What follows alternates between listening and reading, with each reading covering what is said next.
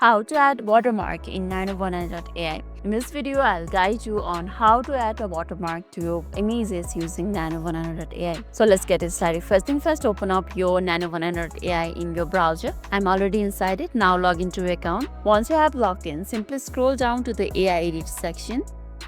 You can see the AI editor section right over here. On the AI editor section, you'll be seeing two options. It's image to image and text to image. For watermarking your image, what you have to choose is image to image. That is this one. It's already been chosen, so let's keep it as it is. And here, you'll be seeing an option called reference image. Simply tap on it and select the photo where you want to add the watermark. For example, let it be this one.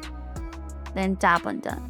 By the way, you can add up to 9 photos right over here as a reference. That will help to make the output result more desired one. So once the photo is loaded, simply tap on this main prompt section and write the prompt describing the watermark you want. For example, you can type add a semi-transparent watermark text at the bottom right corner, or place a small logo watermark in the top right corner. You can write either of them alike like this. And once you are done, simply tap on this generate now right over here.